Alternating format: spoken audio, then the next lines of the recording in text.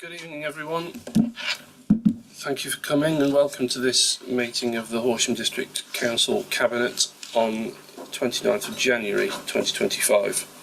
I have the usual housekeeping announcements. Please note the fire exits, the location of the fire exits, so behind me to the right or over in the opposite corner there.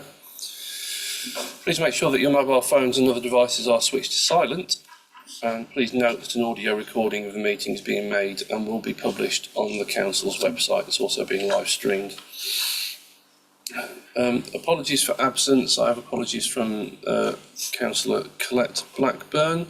And please note that Councillor Jonathan Taylor, as the Deputy Cabinet Member for for Climate Action and Nature Recovery, is stepping up for her this evening. Item 2 on the minutes on pages 5 to 14 of the pack.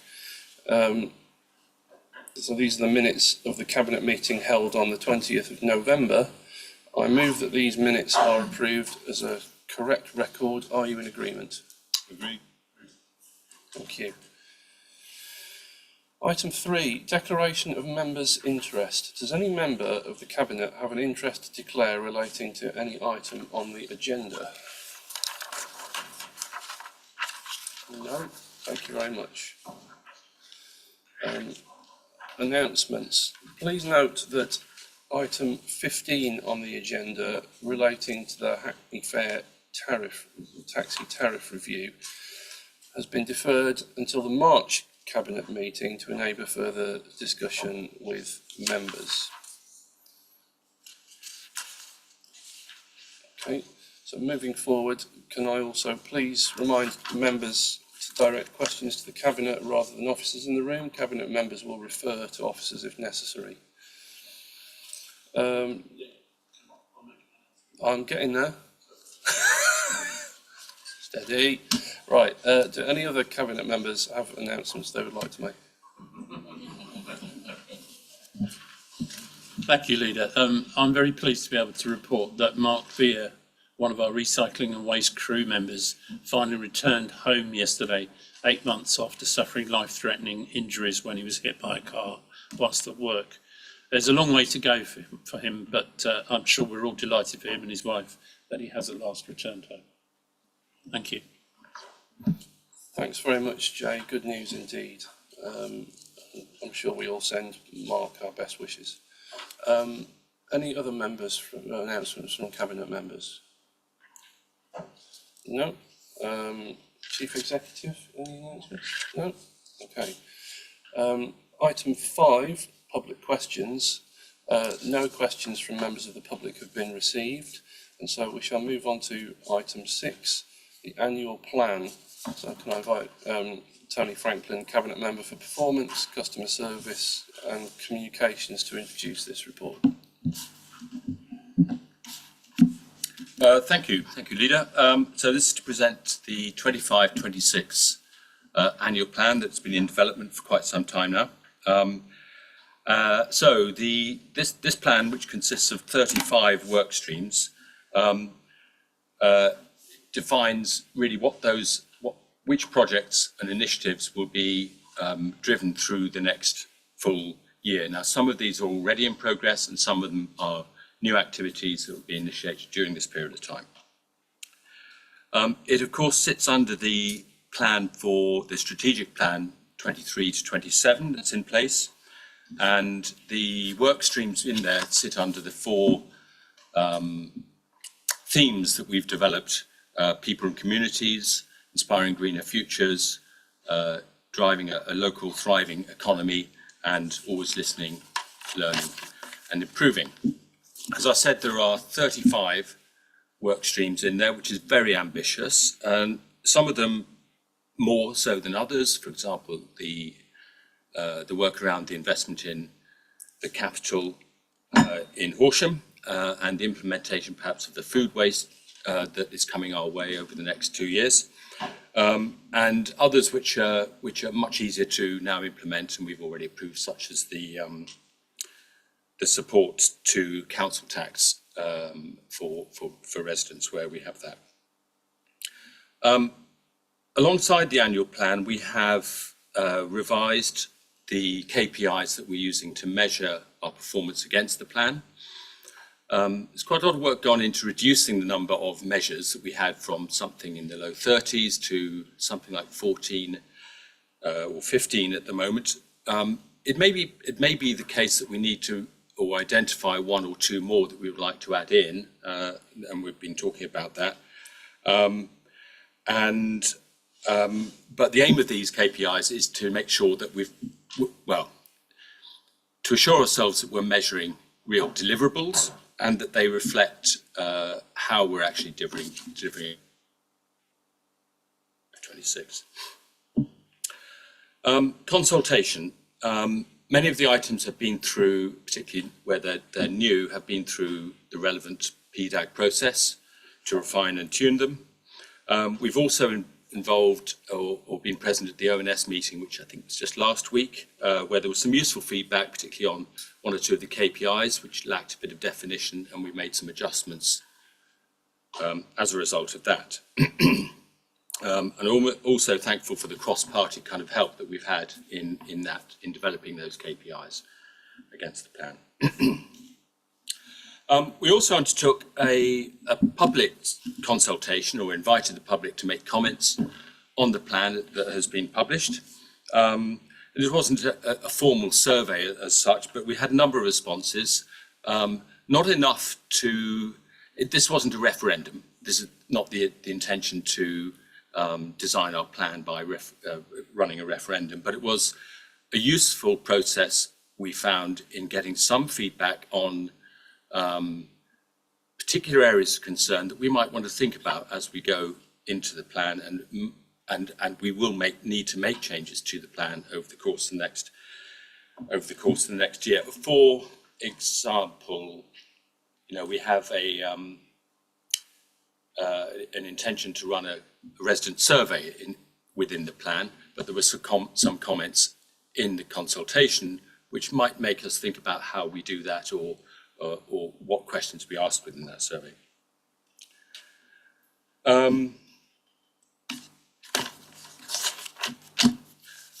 However, after all of that, we have now to consider the annual plan in the light of local government reorganisation, and we fully recognise that that is going to have an impact. We haven't changed as a result of that yet. It's a bit premature to do that, we feel.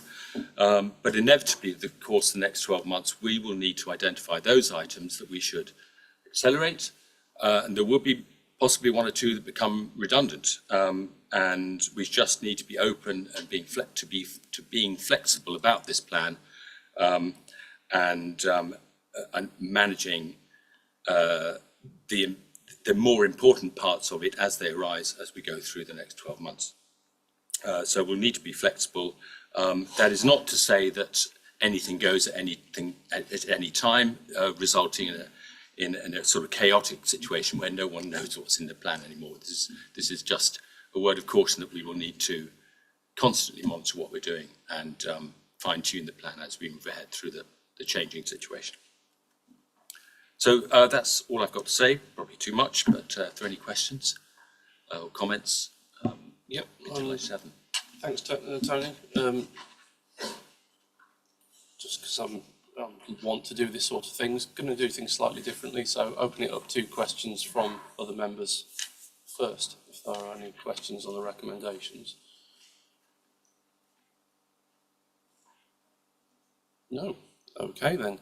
So move that on to any questions or comments from other cabinet members.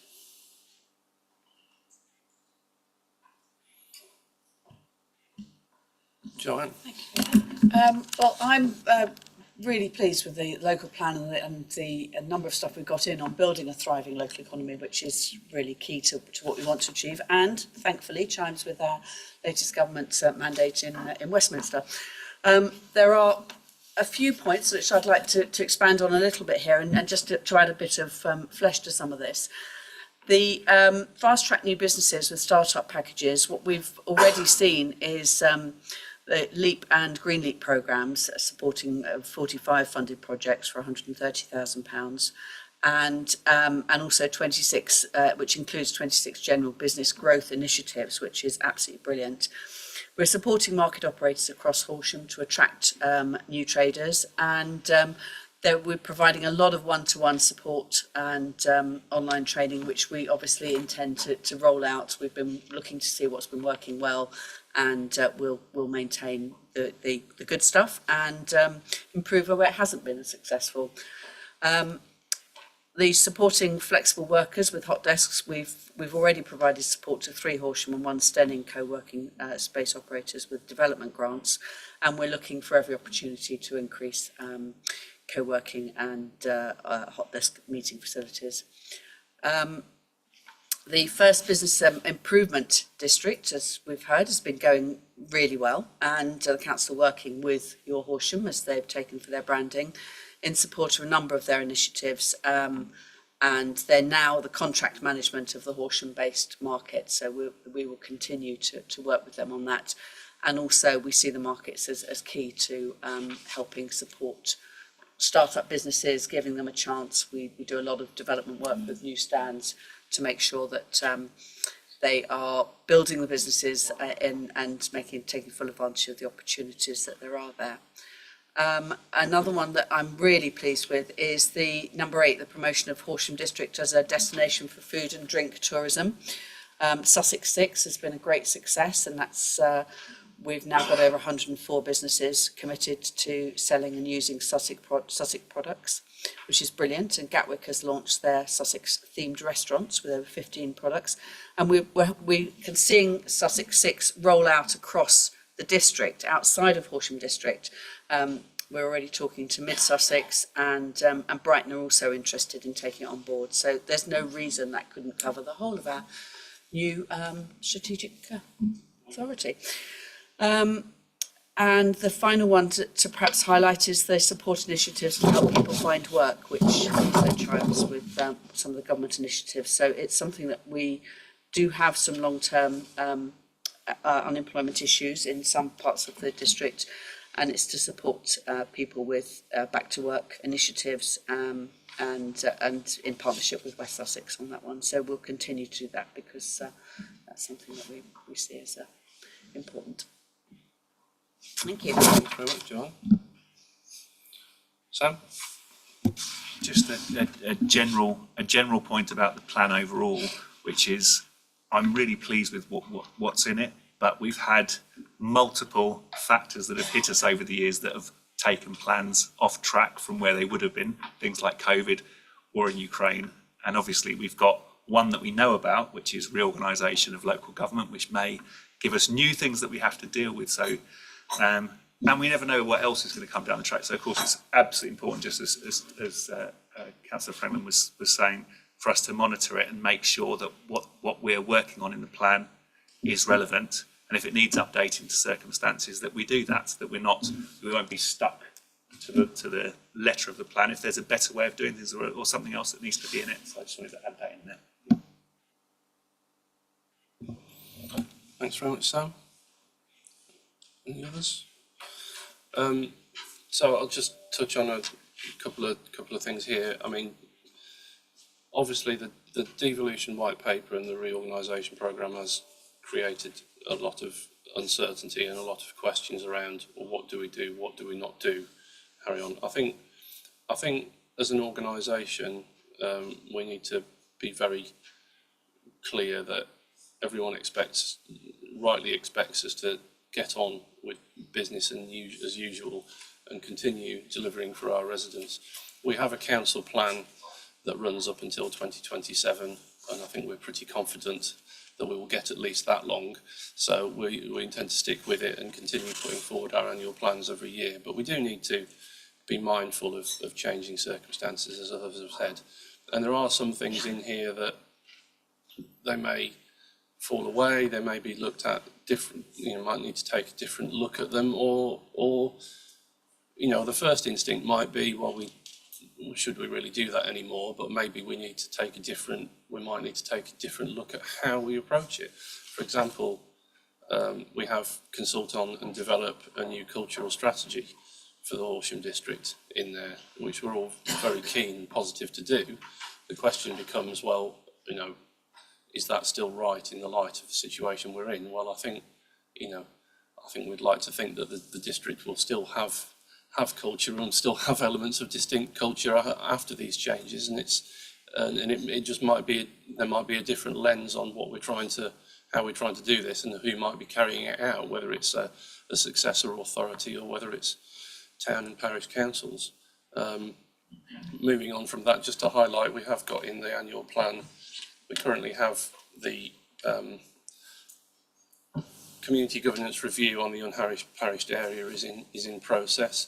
We have in there also the commitment to conduct a district-wide community governance review commencing at the end of the year, and also the introduction of exactly how it's going to work out, how we're going to do it, I don't know, but the 4 sort of area parish council meetings, gatherings, what have you, a couple of times a year with cabinet members, which I think is an important thing I wanted to try and bring in to increase that level of interaction. And I think, you know, that's going to be important as we go through this change journey as well, because town and parish councils are going to have a very important role to play.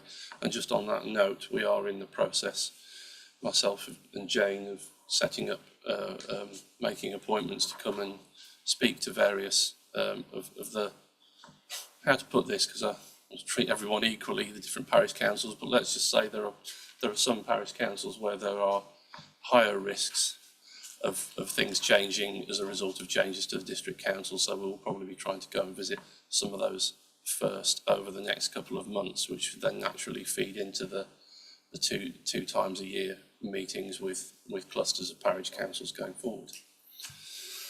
So that was all I wanted to add on that. And so, with that in mind, can I ask for a show of hands, please, to approve the recommendations in respect to the annual plan? That's unanimous, noting that obviously Councillor Taylor is not a voting member of the Cabinet. Thanks. Right then, moving on. Item 7, the 2025-26 budget and the medium-term financial strategy. Mark Bain, Deputy Leader and Cabinet Member for Finance and Resources, please introduce. Thanks. Thank you, Chair. So, Cabinet colleagues, you have before you today my budget proposals. However, I would like to propose first an amendment to these. Now, an opportunity has arisen to increase the number of homes for social rent through a Saxon Weald redevelopment at Fairfield Cottages in Cowfold. Now, Saxon Weald approached Horsham District Council last March, requesting Section 106 funding of £200,000 to deliver the Fairfield Cottage site, consisting of 4 homes for affordable rent and 4 for shared ownership. And this amount was agreed to and has been included in the budget for 25-26 in your papers. However, following discussions with Saxon Weald and recognising the need to maximise the numbers of affordable homes for rent, it's now possible to deliver this scheme as 100% social rent.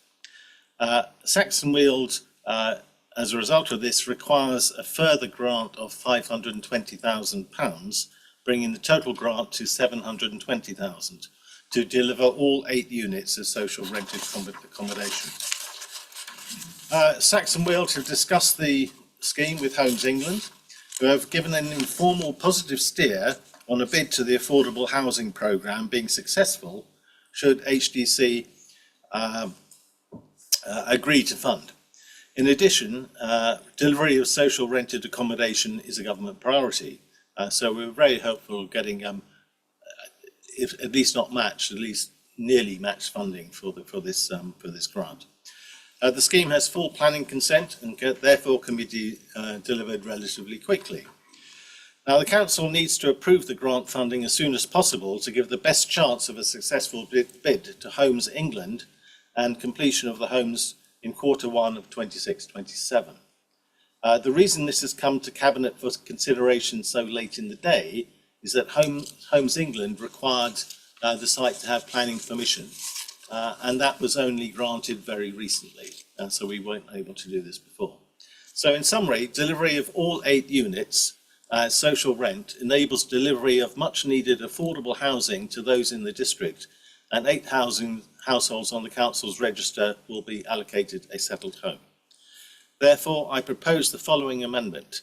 That is to add an additional £520,000 to budget line 100322, brackets housing enabling grants, for the 25-26 budget proposal. Do I have your consent to incorporate this amendment? Agree. Thank you. Now I'll turn to the full budget proposal incorporating that amendment as follows. Now, the net revenue budget requirement at 15.8 million is 1.3 million or 9% higher than last year. This is largely due to inflationary pressures, salary increases, and not least increased national insurance contribution, employer contribution. Now, this compares to what MHCLG describe as a neutral floor funding settlement. In fact, it is less than neutral, given that it assumes a maximum increase in council tax, only around 40% compensation for the NIC rise, and no allowance for inflation. This means to balance the budget, we've had to find both expenditure savings and increase non-council tax revenue. We've done this by finding £900,000 of efficiency savings while maintaining all service delivery at current levels, and also by increasing a number of fees and charges, such as those for parking and for waste services. This means we will also have to increase council tax by the full amount permissible without referendum, being 2.99%. However, this is split between a base council tax rise of 2.7% for all residents and a special charge rise for the unparished areas of Horsham Town of 9.1%. For a Band D property, this means a council tax rise of £4.67 per annum, and in Horsham, a special charge rise of £3.38. That's 39p and 28p respectively per household per month. So there are actually very modest increases. The new council tax rates will continue to be the lowest in Sussex and also in the bottom quartile nationwide. Meanwhile, the special charge will be less than half of the average Horsham District Council parish precept. The report also sets out medium-term financial strategy revenue deficit projections to 29-30, based on current assumptions.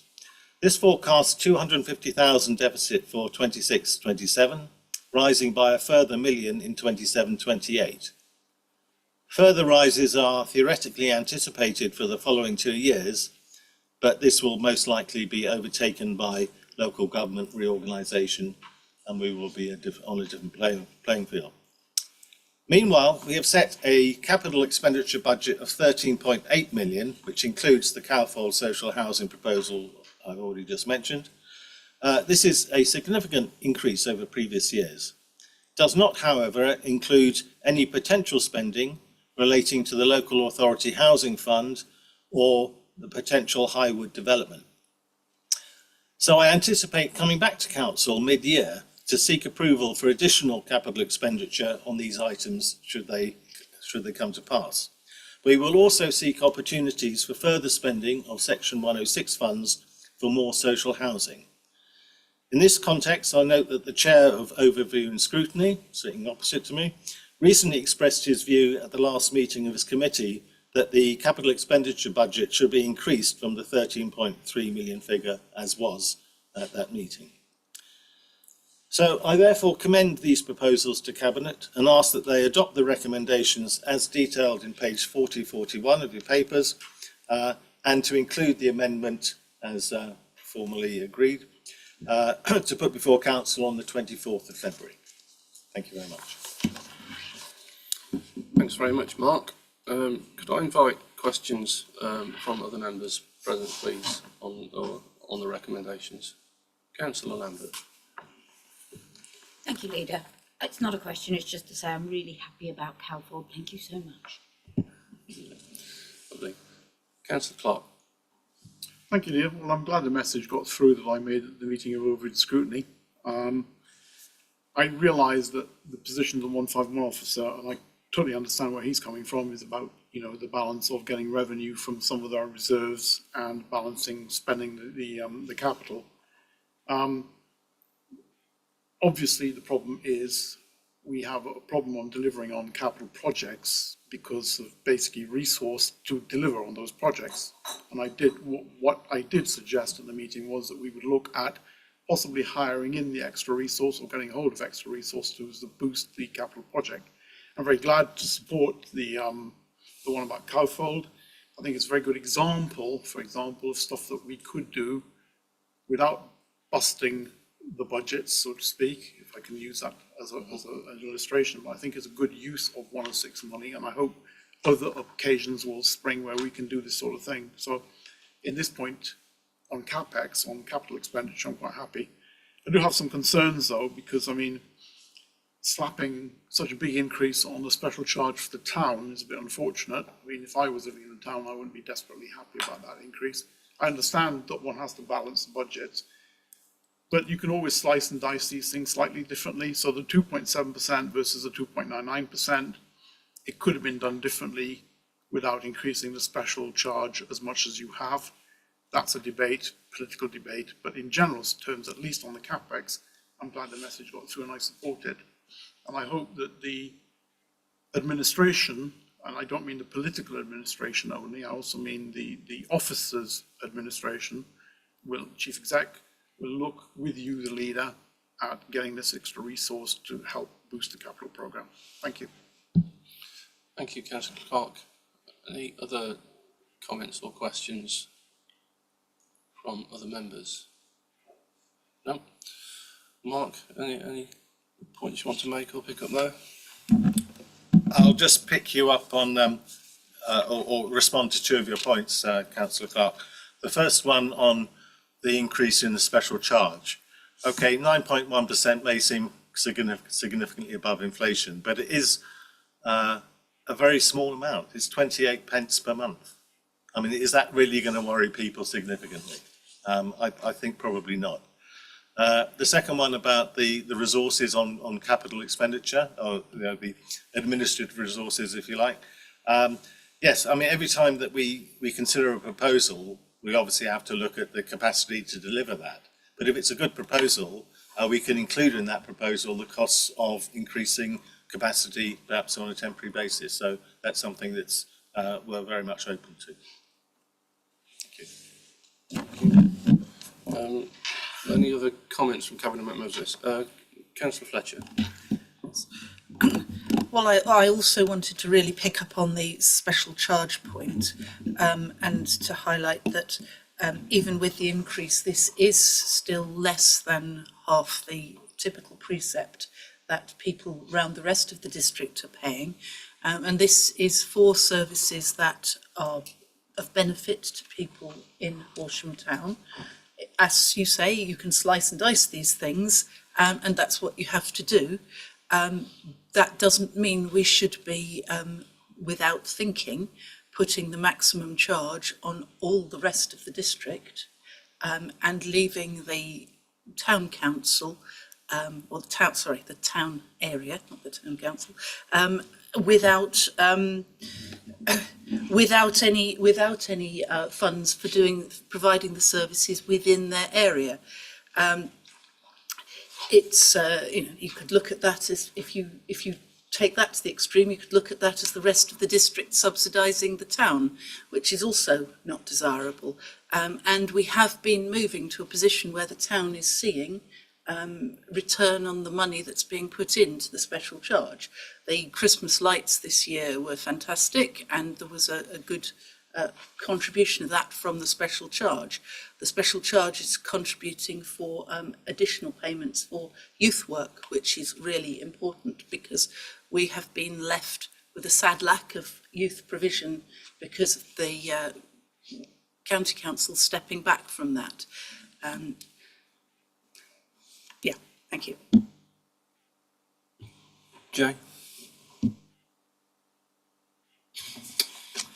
Thank you, Leader. I'd just like to commend particularly the use of government grants in recommendations for and Roman 4, Roman 5 to support the ongoing cost of food waste collection. Food waste collection is clearly something that is intended to benefit us all, and also to ensure that there is less waste in our lives, but it does have a cost attached to it. Although we have had some specific capital grant towards the equipment costs, we've not yet, as far as I'm aware, had any earmarked revenue grants for food waste collection. So this is good and careful budgeting. Thank you very much. Thanks, Jay. Tony? Thank you, yes. I suppose as a resident of the town, I should also have a comment on the special charge, if I may. I just note that the largest element of that is goes to Horsham Park, which does benefit a very large number of residents across the district. And yeah, £3.38 a year, I think that's probably not excessive. Just note on CapEx, definitely welcome the comment from Chairman of O&S regarding making sure that we optimise our spend of capital in the coming year. I think that's wise, but I just want to add a word of caution that that firstly we can manage the resource, but secondly that we're careful to select items that don't create a burden in ongoing cost in the future. Which can sometimes happen with certain projects if we're not really careful about how we think about them. Thank you. Thanks, Tony. Sam? Yeah, I just wanted to pick up on the homes in Calfold. It's absolutely brilliant news to come back, and I'm surprised by the quality of it. It's the fact that we can get sort of social rent is unbelievable. It's very hard to deliver that, and to find a way of doing that is fantastic. And I think we really want to praise Saxon Weald and the housing team. We've been working very closely together for a number of years, and it's only because they've got a good partnership we're able to bring this through. This wouldn't be happening. And in terms of delivery, as you were saying, Councillor Clark, we need people who are able to do that. And I think Saxon Weald as a partner and the Horsham District Housing team have been very good, and it's something that's desperately needed. Every single one of those is going to be one of the cases that I get shared and that you'll have in your casework, and that residents on the housing list will know themselves are often in really difficult circumstances. And you look at it and you say, if only we could find somewhere for this family. And you talk to the housing team and they're saying this is one of 50 that look like this. And to be able to get 8 families into decent homes that are affordable is just fantastic. And I think to just really think about those people we can help. And I'll be pushing as hard as possible. If you're looking to spend some more of the 106, I'll be working really hard to get things that will help our residents and the people who, I think, what more can a council do than really improve somebody's life by giving them a solid, safe home. So yeah, absolutely commend that. So. Thanks, Sam. I just want to reiterate on that actually, and it's something that myself and the Chairman of Overview and Scrutiny have discussed before, is the commuted sums that we have for Section 106. I think as we move forward with this uncertainty about local government, there's going to be various discussions about reserves and where they go and what they should be spent on, and I'm kind of a little bit open-minded on that, but this one's quite close to my heart because I think when it comes to the Section 106 commuted sums for affordable housing, those were generated by development in this district, and we want to do everything we can to make sure that they are invested in affordable housing in this district.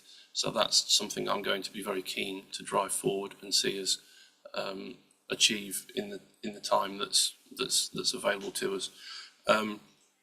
I would just reiterate on the special charge. We have changed the approach to how we do this as a result of change that went through governance committee. We now have an unparished area committee which consists of the the ward members for the unparished area and representatives from the neighbourhood councils who actually discussed this. So this is a recommendation from them that has been through that process and is on items that they would prefer to see the money spent on, to try and achieve a process that is as similar as possible to parish councils, where I would note that the precept changes are uncapped. It's for the parish to decide how much they want to put it up by, to spend on the things that they want to see it spent on. And we've tried to replicate that process in as much as it is able for us to do so. So that's all I wanted to add on that. David. Just to confirm that, I think the figure you said was 28p a month on the special charge, is that right? 28p a month? Which I thought was quite good value really, when a cup of coffee costs you £2 or £3. Right, thanks very much. So shall we please, cabinet members, move to a vote on to approve the recommendations on pages wherever they are, 40, 41, 42, and incorporating the amendment. All those in favour? Okay, that's unanimous. Thank you very much. Right then.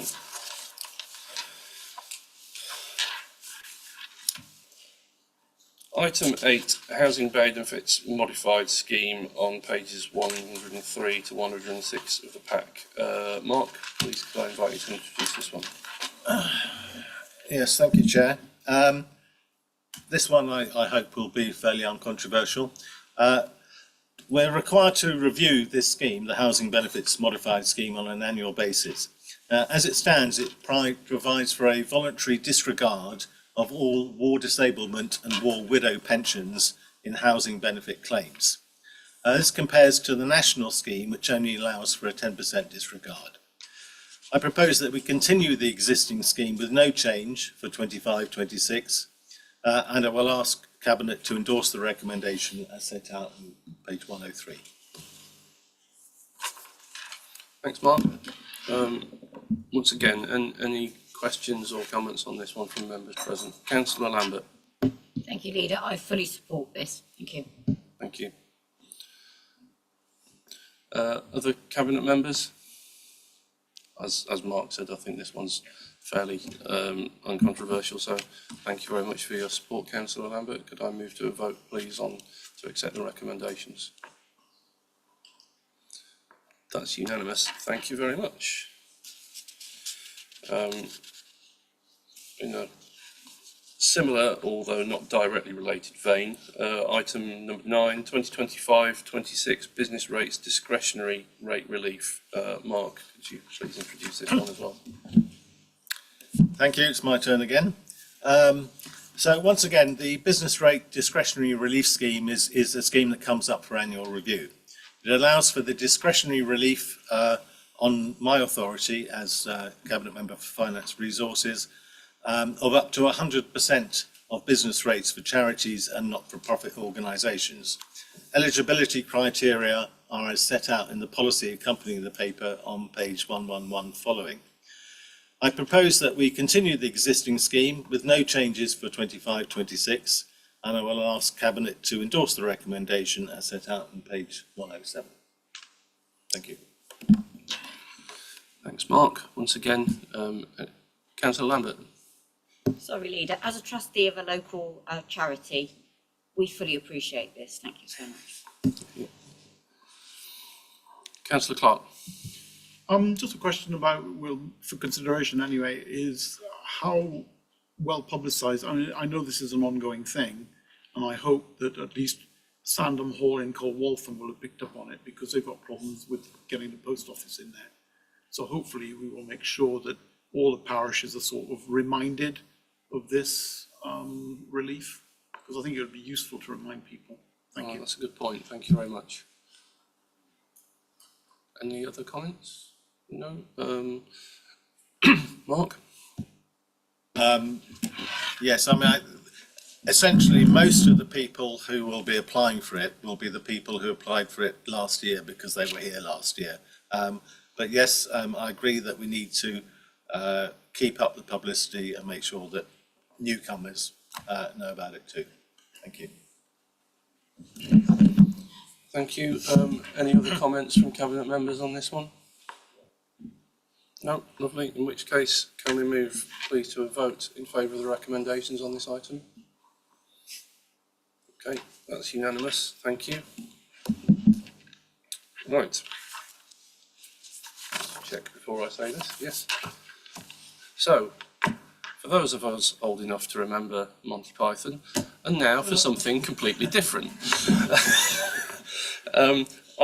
Item 10 on the agenda, declaration of river recovery on pages 123 to 130 of the pack. And no, Jonathan, I wasn't referring to you in terms of something completely different. However, By the way, welcome to the Cabinet. Thank you. Stepping in for Colette this evening. Could you introduce this item, please? okay, thank you, Leader.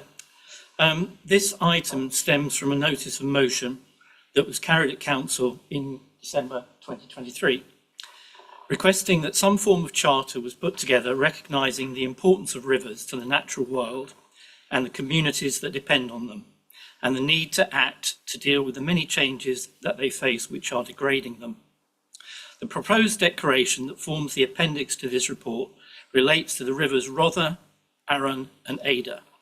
Drafting this has been a collaborative process. Having a declaration that only related to the Horsham district would be less impactful, as quite clearly these rivers do not respect administrative boundaries. It was also helpful to consult river experts to help put together this declaration. That is why drawing up the declaration has been somewhat of a lengthy process. The organisations involved in this process include the South Downs National Park, Arun District Council, Ada and Worthing Councils, both the relevant river trusts, the Sussex Wildlife Trust and the NEP Wildland Foundation. This approach also reflects that no one organisation can solve the problems that are degrading these rivers and watercourses acting alone. It will take a collaborative and partnership approach. The declaration is set in context with a description of the rivers, the issues that they are facing, and the projects that are already taking place. The last point is very important, as the number and range of projects have increased significantly in the last few years. The declaration itself includes 8 bullet points on how to achieve healthy rivers, from water quality, flooding and drought, water efficiency, more naturally flowing rivers, moving away from engineering solutions to ones that use nature, and in turn increase biodiversity. It stresses the need for a catchment approach, which means making improvements over wider geographies rather than small areas in isolation, and acknowledges that long-term solutions are needed as there are no quick fixes. If Cabinet adopts the declaration, the other organisations involved in its preparation will also be encouraged to do so. It will also be sent to parish and neighbourhood councils and local environmental groups to encourage them to adopt or support it. However, most importantly, it will be used as a springboard to inspire communities to understand and appreciate their local rivers and show the Council's commitment to build on the work it is already doing with others to act on this important issue. In terms of actions that will result on adoption of this declaration, should that be the case, HDC are already actively engaged with our partners across West Sussex on over 10 schemes that embrace the rivers Arun, Ada and Rother. So Cabinet is recommended to adopt the declaration for river recovery, which forms the appendix to this report. Thank you. Thanks very much, Jonathan. Slip of the tongue there. Could I invite other members present to speak? Councillor Beard. Yeah, thank you. Yeah, I just want to say, sorry, I did write this down because my brain, I've been with kids all day and it's all flustered. I want to say such a huge thank you to Helen and Colette and all the officers who have worked beyond tirelessly getting this declaration written and continue to tend our rivers. Rivers are such a part of our life system that the water that is here now has given us life since the beginning of our world come to be. I mean, it's dinosaur pee, it's human tears, it's all part of the story, a story of life. As human beings, we need to have the awareness that our planning policies, farming practices, water usage and pollutants all have a detrimental effect on the cycle of water and all that use it. And here I'd like to just a quick mention for beavers and their ability as a keystone species to amend so much damage that we do. I believe gratitude and love are a big part of this story. If we as humans learn to love and show thanks to the more than human world, such as our rivers, then relationships form. And we start to live with reciprocity at the core, forming relationships, and then we sow the seeds where education and community building becomes such a large part of this. The document, on top of all the amazing care and work that has already been done by organisations across the board, is adding to that hope that we will be part of and witness our rivers becoming healthier, flowing freer, and becoming more of an equal being. May this declaration awaken our curiosity and be the spark that gets all the communities of beings working together to gift the future of our rivers and supporting landscapes an opportunity to thrive. And I just this poem, it's a Robert Macfarlane poem, and I think he's a magician with words. And it's called River's Song, and it goes, River's song is ebb and flow, low and ebb, deep pool and shallow bed, salt and fresh, eddy and current, spiral tongue and blue, blue torrent. River rises as spring and source, river pools as lake and loch, river plunges and fall and force. For river is the path that walks. But they gave the orders and turned the waters to sink and sump, stink and dump, from hill to sea. Suits and boardrooms made ghosts of gods, turned river's song to elegies. Let silver river run quick and quicker, far and nearer, once and ever, clear and clearer. So gather the waters, sons and daughters, braid the currents and weave the flow. Let river shiver from your skin to bone, for river's song is the song of songs, and rivers will be stronger than stone. And yeah, I just want to really appreciate that we've been listened and the work that has been done throughout the whole of our area for our rivers. Thank you. Thank you very much, Emma, and thank you for bringing this initiative forward through council. And any other members like to speak? Councillor Knoll. Thank you, Leader. I fully support this, as you all know. What I want to underline is the fact it's very important that all these organisations that we're currently working with are not only seen to continue with this present momentum, but they must, in practical terms, continue to work together on this declaration, which I fully support. The worry I have at the moment is about the long-term association that Horsham has with the Sussex Wildlife Trust, with our wilder Horsham district. Thank you. I've got this call for a minute, because we're on year one of the new agreement. Can we somehow ensure that our association, or the New Authorities Association, continues with Sussex Wildlife Trust to ensure that the momentum that we've created already continues into the future? And that's what I've got to say. Thank you all very much for getting this working and online. Thank you. Thanks, Roger. Councillor Clark. Thank you, Leah. Being a very practical sort of person and very grounded in the here and now, I wasn't initially enamoured with this whole thing because I just saw it as another woke and sort of virtue signalling thing.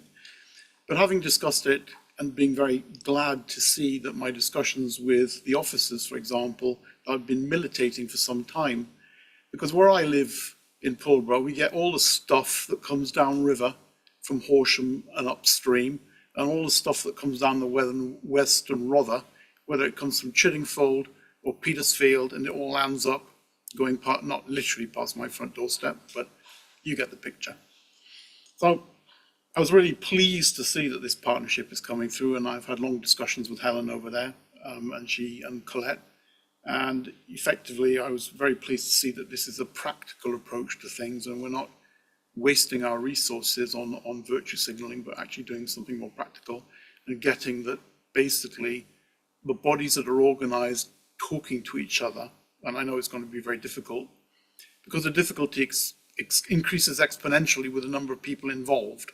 And there's a lot of people involved, but I'm quite hopeful that things will improve. I mean, we had another flood in Pulborough again over the last few days. Luckily, the floodplains take it all, but yeah, but the A29 nearly got closed, but not quite. One lives in hope in the winter. But I think this is a sensible approach, is what I'm saying. And I'm quite happy that, you know, this is progressing. Thank you, Leader. Thanks, Paul. Mike, Councillor Croker. Thank you, Leader. Just a really short piece to say thank you for the officers and Colette for pushing this through. On a day when the Chancellor says that developers need to worry less about bats and newts, it's very refreshing to see this come before Cabinet. Thank you. Thank you very much, Mike. Jonathan, did you want to pick up on any of the points from that? Okay. Any other Cabinet members? Ruth?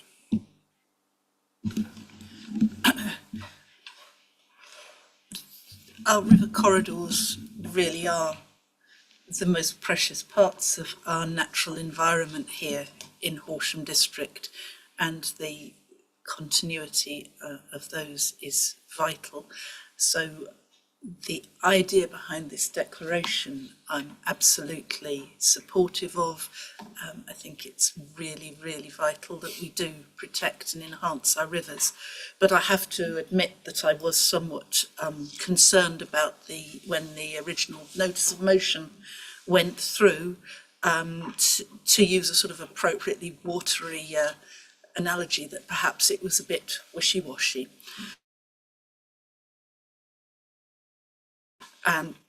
And I am really pleased to have seen the absolutely splendid work that officers and members have done, taking that original notice of motion and creating something that is really practical and useful, that's really demonstrating the value that this council can bring by using its powers of convening in order to get real action that it goes beyond its own boundaries and multiplies the effort that people are putting in. So I really do particularly want to commend the officers on this. I'm really pleased to see what this has turned into. I'm sorry to Councillor Clark that he and I are agreeing on something here, but there you go. These things can't be avoided every time, can they?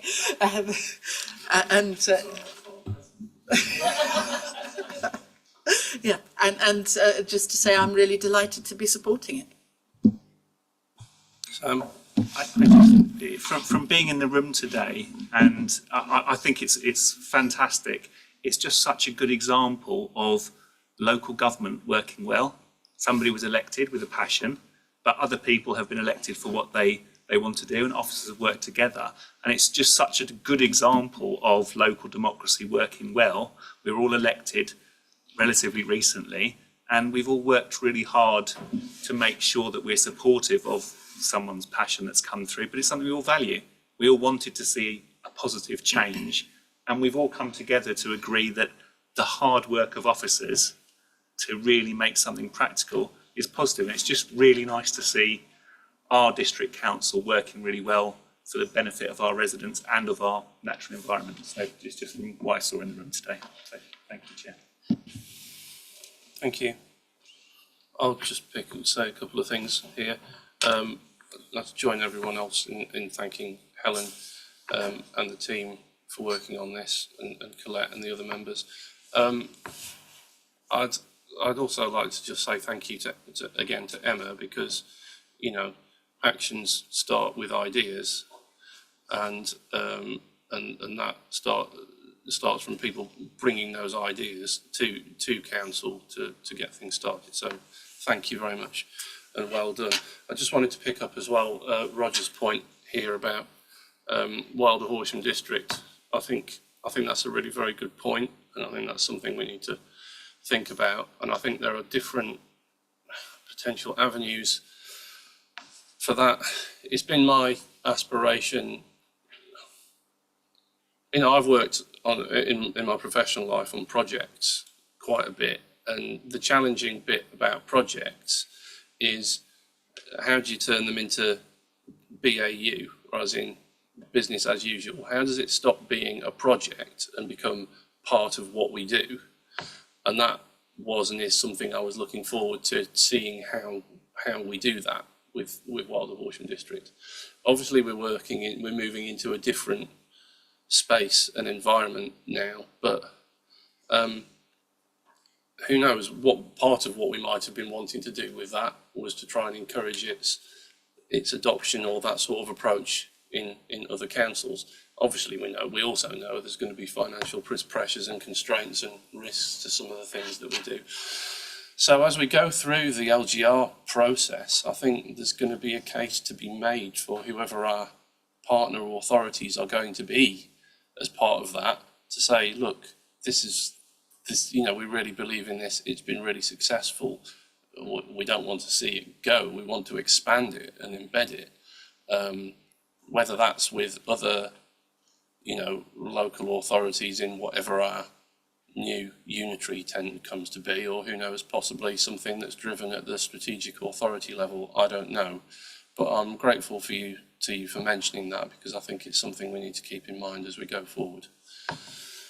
Thank you all. And with that, shall we move to for the vote on the recommendations, please? Vote from Cabinet members. All in favour? Okay, that's unanimous. Thank you very much. Item 11, biodiversity net gain implementation considerations, on pages 131 to 144. So Ruth, Cabinet Member for Planning and Infrastructure, could you introduce this one, please? Thank you very much. We're continuing the theme here of improving our natural environment, but I'm afraid we're moving from the visionary and poetic down to the extremely arcane, if not dull. And for anybody who can't bear to listen to all of this, the too long didn't read on this one is that this is fairly much a case of sensible housekeeping by the council. We have a responsibility to deliver this, and we need to make sure that we don't put in unduly arduous and expensive arrangements right down at the very low level of very small amounts of change where it would be completely disproportionate to do so. This arises because the Environment Act 2021, it places a duty on local authorities to ensure that certain developments deliver a minimum of 10% net gain in biodiversity, BNG for short. There are different ways this can be delivered, including the creation of new or enhanced habitats, which can be on-site or off-site, with on-site delivery generally favoured because it provides the enhancement at the closest point of the new development. Where developers wish to create or enhance the habitats on-site, these new habitats can be divided into non-significant or significant enhancement. Non-significant on-site BNG is secured by something called a general biodiversity gain condition alone. So it's just a condition, it doesn't need to be managed for 30 years. Whereas significant on-site BNG has to be secured by a legal agreement, managed and maintained for a whole 30 years. The developer needs to send monitoring reports to the council on the progress, and the council needs to review and approve these. To cover the cost of this, the council will be charging upfront monitoring fees, which have already come before us. This means that for applications that propose significant on-site BNG, developers need to account for the cost of 30 years of management, 7 monitoring reports, and paying the fee to the council. There's therefore a time and resource implication which impacts both us and the developers. At the moment, there's no current government guidance on what significant on-site BNG is. It simply provides, the government simply provides examples as to what significant could be. However, this is very wide-ranging and could apply to almost all BNG applicable developments, even in situations where the net gains are not considered to be ecologically significant. Therefore, this council needs to determine in-house a definition of significant on-site BNG so we can balance the cost burden of small on-site developments, our internal resourcing capacity, and the biodiversity gains that are being created. This is in line with what many other local authorities are also doing. We wanted to do this with an evidence-based approach, so officers undertook a study to consider the appropriate level at which significant biodiversity is deemed to have been met. The details of this are set out in the appendix to the Cabinet report. The summary of the recommendation is that significant BNG should be set at a level where the increase in biodiversity units, as calculated by the standard metric, is 0.5 or more. The gain relates to habitats of high or very high distinctiveness, which is also referred to as ecological importance, and or, in the case of major development, where the gain relates to habitats of medium distinctiveness. This was tested in the study and were found to represent the best balance between ensuring maximum biodiversity net gain without an unmanageable burden being placed either on us or the developers.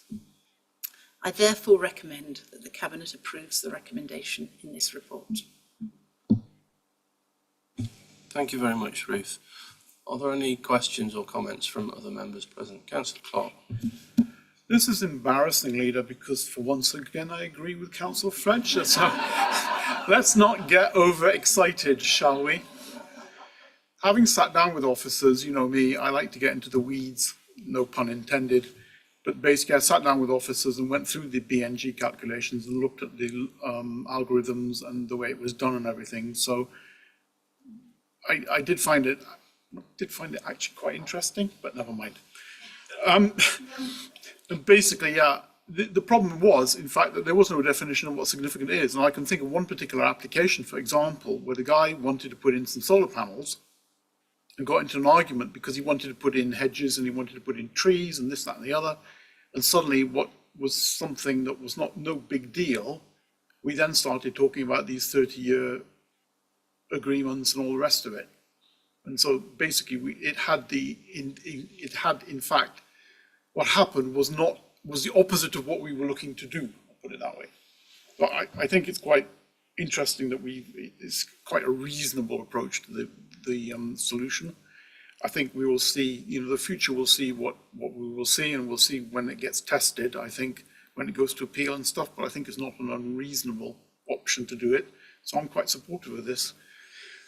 It's not a precedent, just because it happens twice in the same day. Let's not get excited. Thank you, Leader. Thanks very much, Paul. Other members? Councillor Knoll? Thank you, Leader. This is a comment, really, rather than any form of criticism of anyone here at all. I have been a supporter of BNG ever since the idea was first floated several years ago, and been an advocate of it and followed Sussex Nature Partnership's discussions on it for the last few years, and I fully support it. However, this morning when Rachel Reeves was talking about the third runway, I was so disappointed to hear that her comment was that authorities and developers need to start worrying about building, and the government would worry and deal with the bats and newts. I mean, this is totally against the whole ethos of BNG. I don't know what the government are thinking. Well, we know what the government are thinking. They just want to build, build, build. I mean, it's to my mind, it's almost as bad as drill, drill, drill. But how are we going to deal with this? is the whole BNG concept going to be undermined by our new government? Are we, we've had officers and members spend, so we've even got a BNG officer who specialises in working out the matrix. I mean, it's a total undermining of all. And I'm really disappointed, and that's my comment. Thank you very much, Roger. Councillor Croker. Thank you, Leader. It probably comes as no surprise that I support the members on my right. It won't happen all the time, but yeah. I mean, originally I was somewhat cynical, I suppose, about BNG, but having gone through the process and looking at the way it's calculated, I think it's an improvement, and we need to support it. We need to get it to work. Thank you. Thanks very much, Mike. Ruth, do you want to pick up some of those points? Well, I suspect probably everybody here has some concerns about the Chancellor's comments. I just would remark that at the moment, the BNG is underpinned by the 2021 Environment Act, and that does give us some protection. I think there's a limit to how much we can do about what our lords and masters in Westminster do, but we are doing things like the Rivers Declaration, and importantly, we are working very hard to get a local plan through. A local plan will give us what additional protection is available to a local authority in our position. So I'm hoping that we're going to be able to have really strong cross-party support for all our efforts to get a local plan in place with our improved environmental policies as soon as we possibly can. Thanks, Ruth. Other members, any comments on this? Okay, I'll just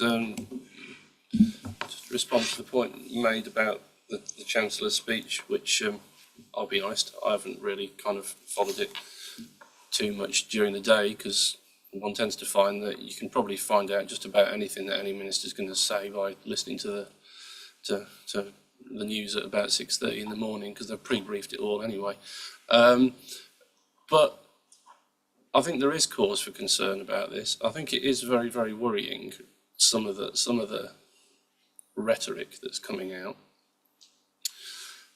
But I wouldn't get too worried just yet, because, especially when it comes to central government, rhetoric is one thing, delivery is something else altogether.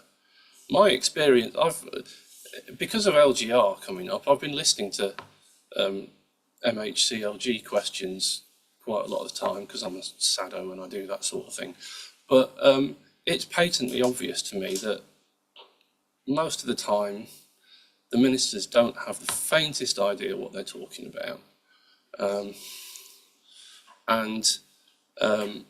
I'm also sort of experiencing what they say they're going to do, and then whether they actually manage to do any of it and getting it going forward. So I think when it comes to issues like this, you have to keep up the fight in the other direction, and rolling back some of this stuff is going to be a hell of a lot more difficult than they make out it's going to be. Every government says it's going to fix the planning system, unblock the planning system. I mean, they certainly make a big mess of it, but all they ever tend to do is muck it up more than actually make it any better. So let's keep calm and carry on in our district doing what we do. Okay. So with that, can we move to the vote on the recommendations, please? All Cabinet members in favour? That's unanimous. Thank you very much.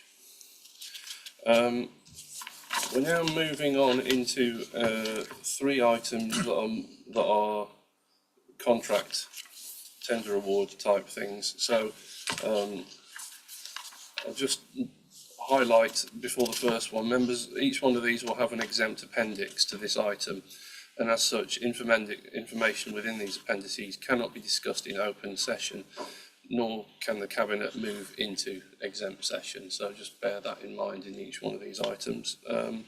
So with the first one, which is insurance contracts tender award on pages 145 to 156.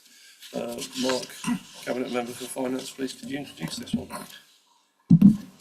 Thank you. So not something completely different. So everyone needs insurance. HGC is no exception, and our policies expire on the 31st of March 2025. This year we've gone into a joint procurement exercise as the lead agency with Mid Sussex District Council for this coming year. Details of the tender process and the winning bidders are all set out in the exemptive appendix, which I'm not actually going to detail. I would say that adoption of the contracts will save HDC around £10,000 on last year's premiums. Perhaps that's the Lib Dem dividend. But I would urge Cabinet to approve this. The reason it's going to Cabinet is because it's beyond the limit for approval by myself. Thanks. Thanks, Mark. Any questions or comments from the floor on this one? No? Anyone from the Cabinet? I don't have anything to add. It's pretty vanilla. So can we move please to the vote on the recommendations? All those in favour, please show. Okay, that's unanimous. Thank you very much. In the same vein, also with an exempt appendix, bear in mind, item 13, parking enforcement agents contract on pages 157 to 178. Mark, again. Thank you, Chair. Just to be clear, this isn't about the enforcement officers who go around and put parking tickets on cars and vehicles. This is the contract we award to the people who chase up those parking tickets if they're not paid. Last year we had two companies who were doing this for us. We weren't particularly happy with the performance of at least one of them, so we've re-tendered this contract process as detailed once again in an exempt appendix, and we've come out with two companies, so they won't hold a monopoly on it, and we refer it to one or other depending on the circumstance. That's about it. So I would ask the Cabinet to approve it. Thanks very much, Mark. Any questions or comments from other members? No? Anything from other Cabinet members at all? No. Thank you. In which case we'll move then to a vote on the recommendations. Please, all those in favour, please show. Okay, that's also unanimous. Thank you very much. And for the final episode in this trilogy, there's been a cast member change. So again with an exempt appendix, please can I move to Councillor David Skip, Cabinet Member for Leisure, Culture and Green Spaces on the arboricultural, oh it's always fun this one, arboricultural contract tender award, or ARBS for short, on pages 179 to 188. Thank you very much, Leader. The arboricultural contract, a bit of background, in December 23, the arboricultural contract was terminated by mutual consent with the supplier. This was as a result of the contractor not fulfilling its obligations under the terms of the contract. An interim solution to undertaking tree inspections and tree work has been in place since that time, using a number of local contractors. However, a procurement exercise was undertaken on behalf of the council in 2024, and the retender of the arboricultural contract took the form of 3 lots for tree inspections, tree maintenance and woodland works, including felling and works associated with ash dieback. And the report seeks approval to appoint 3 contractors, 1 for each lot, and the details are set out in an exempt Appendix 1. Just to enlarge on that, the PDAG was aware and discussed this before tenders were submitted, and also it went, and I remember going to overview and scrutiny for their comments about the original contract and what the outcome would be. And the outcome was that we did 2 things. One was to divide it into 3 so that should one contractor fail, the whole would not fall. And the second was the bids were evaluated on 60% for quality and 40% for price. And this was a change to the previous contract. So lessons were learned and were applied, and you will have had the appendix which explains what happened and who the actual contractors were that we plan to appoint. It was a lengthy procurement process, but I think the revised approach has delivered a good outcome. There is a higher cost to the council. There is more confidence that quality services will be provided across all 3 contracts.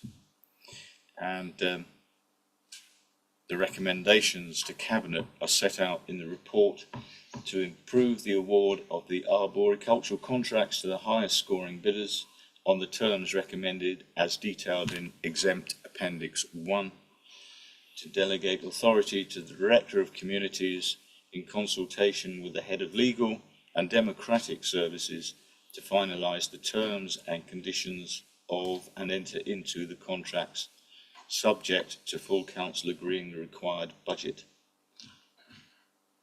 Such authority to be effective from the date the budget is approved for the 5-year term, plus any extensions specifically provided for in those contracts. So that is the arboricultural contract. Thanks very much, David. Are there any questions or comments from members? Councillor Clark's thinking about it. No? Okay. Councillor Croker. Thank you, Leader. I just support the move to get quality. Cost is obviously important, but given the effect of poor work on trees, etc., it's important to get it right and do it well. So I'm pleased that there's been a change in approach. Thank you. Thanks, Mike. Any other members? Councillor Beard. Sorry, I just want to jump on the back of that. An arb with a heart is an incredible thing, and if we can find them to tend our trees, then we're in a really good place. Thank you. Members? No. David, anything further to add or any response? No, I don't think so. I would just like to thank the officers for the work. They put in a lot of work again on this to ensure that we had a contract which is going to be of benefit both to the care of the woodland that we look after and also to the council and the residents. So I'm very happy, but I'd like to thank them for the work they put in. Councillor Franklin. Yeah, just a quick note, really. It's a 5-year contract, which is great, because I think having a longer term for this is good. I hope that that's not interrupted in any way by reorganisation. I don't know if there's any way of assuring that in contract, but just something that comes to my mind, really. Okay.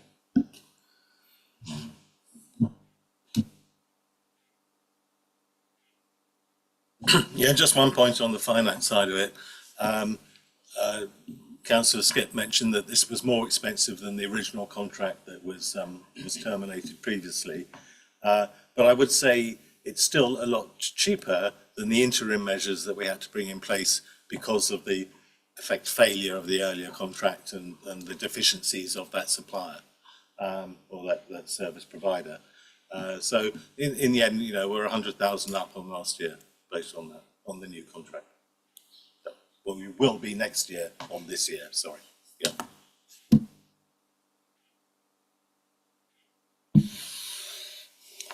Thanks very much. In that case, I suggest we move to a vote, please, on the recommendations. All those in favour? That's unanimous. Thank you very much.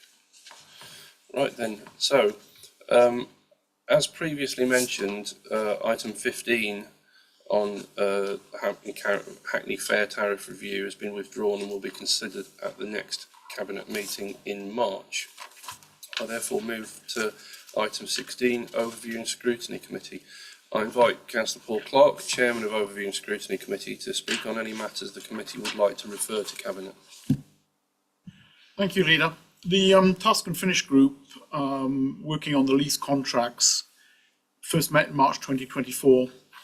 And essentially the heads of property and facilities, leisure and culture and housing communities attended meetings with the group and provided information in relation to the property portfolios and current lease agreements.